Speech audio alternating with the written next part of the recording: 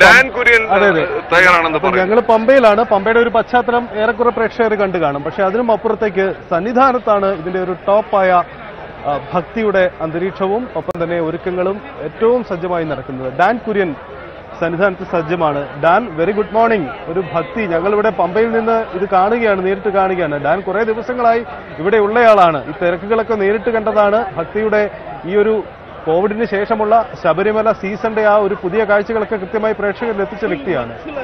എന്താണ് ഡാൻ അവിടുത്തെ ഒരു ഒരുക്കങ്ങൾ? ഇന്നാണ് മകരവിളക്ക്. ആ ഭക്തലക്ഷങ്ങളുടെ ഒരു കാത്തിരിപ്പ് അവസാനമാകുന്ന ദിവസമാണിന്ന്. എന്താണ് ശബരിമല, എങ്ങനെയാണ് ഒരുങ്ങിയിരിക്കുന്നത്? സുരക്ഷ, മറ്റു സംവിധാനങ്ങൾ ഒന്ന് വിശദീകരിക്കും.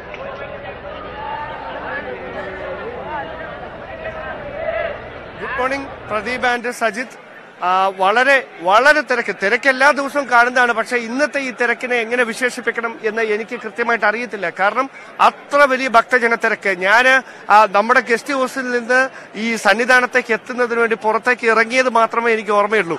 ഉന്തിലും തള്ളിലും പെട്ട് ഒരു 15-20 മിനിറ്റ് ഈ ഉന്തിന്റെയും തള്ളിന്റെ ഇടയിലൂടെയാണ് നമുക്ക് പോലും ഇവിടേക്ക് എത്താൻ കഴിയുന്നത്. കാരണം അത്ര വലിയ തിരക്കാണ് അനുഭവപ്പെടുന്നത്. നമുക്ക് അതിശയം വരും. കാരണം കൊച്ചു കുഞ്ഞുങ്ങളുമായി ഇന്നലെ രാത്രി ഒരു നേരം ഒന്ന് കുഞ്ഞിനെ കിടത്താനായിട്ട് സ്ഥലം കിട്ടാതെ അലയുന്ന ഒരുപാട് വലിയ അമ്മമാരെ അച്ഛന്മാരെ ഒക്കെ ഞാൻ ഇന്നലെ രാത്രിയിൽ കണ്ടിരുന്നു. കാരണം അത്രയ്ക്ക് വലിയൊരു തിരക്കാണ് അനുഭവപ്പെട്ടുകൊണ്ടിരിക്കുന്നത്. ഒരുപക്ഷെ 80,000 പേർക്ക് ഇവിടെ ഹോൾട്ട് ചെയ്യുന്നതിനുള്ള സൗകര്യം, അവർക്ക് തങ്ങുന്നതിനുള്ള സൗകര്യം ഒരുക്കുമെന്നായിരുന്നു പോലീസ് അധികാരികൾ ഇന്നലെ പറഞ്ഞിരുന്നെങ്കിലും അതിനൊക്കെ അപ്പുറത്തേക്ക് തിരക്ക് പോയിട്ടുണ്ടെന്ന് പറയേണ്ടി വരും. കാരണം അത്രയ്ക്ക് വലിയ ഭക്തജന തിരക്കാണ് ഇന്നലെ രാവിലെ മുതൽ സന്നിധാനത്തേക്ക് ഒഴുകിയെത്തിക്കൊണ്ടിരിക്കുന്നത്. പ്രധാനമായിട്ടും അന്യ സംസ്ഥാനങ്ങളിൽ നിന്നാണ്, കേരളത്തിന് പുറത്ത് ദക്ഷിണേന്ത്യൻ സംസ്ഥാനങ്ങളിൽ നിന്ന്, മറ്റ് ഉത്തരേന്ത്യൻ സംസ്ഥാനങ്ങളിൽ നിന്നാണ് കൂടുതൽ തീർത്ഥാടകർ ഈ മകരജ്യോതി ദർശനത്തിന് വേണ്ടി ഇവിടെ തങ്ങുന്നതിന് വേണ്ടി ഇന്നലെ മുതൽ എത്തിക്കൊണ്ടിരുന്നത്. പ്രത്യേകമായും ആന്ധ്രാപ്രദേശ്, കർണാടക, തെലങ്കാന, ഗുജറാത്ത് തുടങ്ങിയ സംസ്ഥാനങ്ങളിൽ നിന്നുള്ള തീർത്ഥാടകരാണ് കൂടുതലായി ഇവിടേക്ക് എത്തിയിരിക്കുന്നത്. മലയാളികൾ മറ്റ് സംസ്ഥാനക്കാരെ അപേക്ഷിച്ച് നോക്കുമ്പോൾ കുറവാണ്. ഒരുപക്ഷെ ഇന്ന് മലയാളികൾ എത്തിയേക്കും എന്നാണ് ഉദ്യോഗസ്ഥർ പറയുന്നത്. കാരണം മുൻ വർഷങ്ങളും ഇതുപോലെ തന്നെയായിരുന്നു സാഹചര്യം. നേരത്തെ സജിത്ത് സൂചിപ്പിച്ച പോലെ കോവിഡിന് ശേഷം വരുന്ന ആദ്യത്തെ മകരജ്യോതി ദർശനമാണ്. അതുകൊണ്ട് തന്നെ അതിന്റെ തരത്തിലുള്ള ഒരു വൻ ഭക്തജന തിരക്കാണ് കഴിഞ്ഞ ഏതാനും ദിവസങ്ങളായി അനുഭവപ്പെട്ടുകൊണ്ടിരുന്നത്. ഒരു കയ്യനെ കണ്ട് തൊഴുത് മകരജ്യോതി ദർശനത്തിന്റെ ആ പുണ്യ നിമിഷം കാത്തിരിക്കുന്ന ആയിരക്കണക്കിന് 10,000-കണക്കിന് ഭക്തരെ കൊണ്ട്, ശരണമന്ത്രങ്ങൾ കൊണ്ട് സന്നിധാനവും പരിസരവും നിറഞ്ഞിരിക്കുകയാണ്. പ്രധാനമായും 12 സെക്ടറുകളായാണ് ഇവിടെ തിരിച്ചിരിക്കുന്നത്. 12 സെക്ടറുകളിൽ ഈ തിരക്ക് നിയന്ത്രിക്കുന്നതിൽ പ്രത്യേക പ്രാവീണ്യം നേടിയിട്ടുള്ള 12 ഡിവൈഎസ്പിമാർക്കാണ് അവിടുത്തെ സുരക്ഷാ ചുമതലകൾ.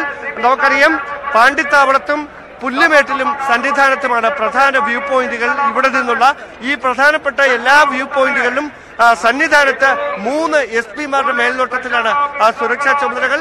പുല്ലുമേട്ടിൽ range DIG, Ernakulam range DIG A ശ്രീനിവാസിന്റെ നേതൃത്വത്തിലാകും സുരക്ഷാ മുന്നൊരുക്കങ്ങൾ നടക്കുക. ഈ സുരക്ഷാ മേൽനോട്ട ചുമതലകൾ ഇത് മുഴുവൻ ഏകോപിപ്പിക്കുന്നത് ക്രമസമാധാന ചുമതലയുള്ള ADGPയാണ്. അദ്ദേഹം ഇവിടെ ക്യാമ്പ് ചെയ്തുകൊണ്ടാണ് ഈ നടപടികൾ ഏകോപിപ്പിച്ചുകൊണ്ടിരിക്കുന്നത്. പോലീസ് ഉദ്യോഗസ്ഥർ മാത്രം ഏതാണ്ട് 3000 പേരാണ് നിലയ്ക്കലിലും പമ്പയിലും സന്നിധാനത്തുമായി നിലയുറപ്പിച്ചിട്ടുള്ളത്. ഇതിന് പുറമെയാണ് ദ്രുത കർമ്മസേന, ഒപ്പം തന്നെ NDRFന്റെ പ്രത്യേക സംഘം, റാപ്പിഡ് ആക്ഷൻ ഫോഴ്സ്, ഇവരെല്ലാവരുമുണ്ട്. വലിയ സജ്ജീകരണങ്ങളോടെയാണ് ഏത് സാഹചര്യങ്ങൾ വന്നാലും നേരിടാൻ പ്രാപ്തരായി വലിയ സജ്ജീകരണങ്ങളോടെ അവർ രാപകലില്ലാതെ അധ്വാനിക്കുകയാണ്. ഈ ഒരു ദിവസം ഇവിടേക്ക് എത്തുന്ന ഭക്തമാനസങ്ങൾക്ക്, ഭക്തലക്ഷ്യങ്ങൾക്ക് സുഗമമായ ഒരു പുണ്യ ദർശനം ഉറപ്പാക്കി അവർക്ക് ഇവിടുന്ന് മലയിറങ്ങുന്നതിന് വേണ്ട സജ്ജീകരണങ്ങൾ ഒരുക്കുന്നതിന് വേണ്ടി ഇതാണ് ഇവിടെ നിന്നുള്ള ഇപ്പോഴത്തെ കാഴ്ച. ഇനി ചടങ്ങുകളുമായി ബന്ധപ്പെട്ട് പറയുകയാണെങ്കിൽ, പന്തളം കൊട്ടാരത്തിൽ നിന്ന് പുറപ്പെട്ട തിരുവാഭരണ ഘോഷയാത്ര വൈകുന്നേരം 5:30 ശരംകുത്തിയിൽ എത്തിച്ചേരും. ശരംകുത്തിയിൽ വെച്ച് ദേവസ്വം ബോർഡിന്റെ, തിരുവിതാംകൂർ ദേവസ്വം ബോർഡിന്റെ പ്രതിനിധികൾ ആഘോഷപൂർവ്വം ഈ സ്വീകരിച്ച തിരുവാഭരണ ഘോഷയാത്രയെ സന്നിധാനത്തേക്ക് ആനയിക്കും. 18 പടിക്ക് സമീപത്ത് ദേവസ്വം ബോർഡ് പ്രസിഡന്റ് K. രാധാകൃഷ്ണനും ഒപ്പം തന്നെ ദേവസ്വം ബോർഡ് മന്ത്രി K. Radhakrishnan, board president advocate K. അനന്തഗോപനും ചേർന്ന് ഈ തിരുവാഭരണങ്ങൾ ഏറ്റുവാങ്ങി ഈ തിരുമുറ്റത്തേക്ക് എത്തിക്കും.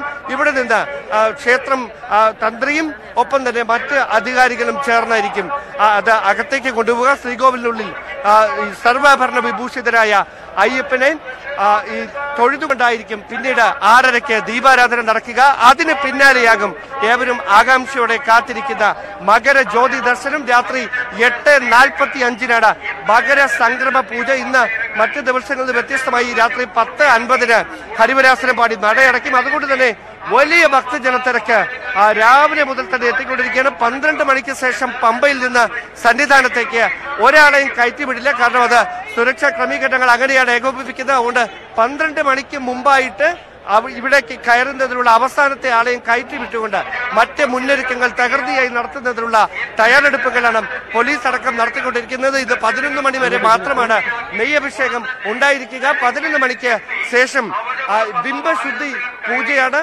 അതോടൊപ്പം തന്നെ കലശ പൂജ, കളഭാഭിഷേക പൂജ, അങ്ങനെ 1:30-യോടെ നടയടയ്ക്കും. പിന്നീട് 5 മണിക്കായിരിക്കും നട തുറക്കുക. എന്തായാലും വിപുലമായ ഒരുക്കങ്ങൾ അത് ദേവസ്വം ബോർഡിന്റെ ഭാഗത്തു നിന്നും മറ്റെല്ലാ സംവിധാനങ്ങളുടെ ഭാഗത്തു നിന്നും തയ്യാറായി കഴിഞ്ഞിരിക്കുന്നു. ഇനി മണിക്കൂറുകളുടെ മാത്രം കാത്തിരിപ്പ് ബാക്കിയാകുന്നു. ഭക്തലക്ഷങ്ങൾക്ക് ആ സുഹൃത ദർശനത്തിന്റെ അനുസ്യൂത നിമിഷങ്ങളിലേക്ക് കടന്നെത്താൻ.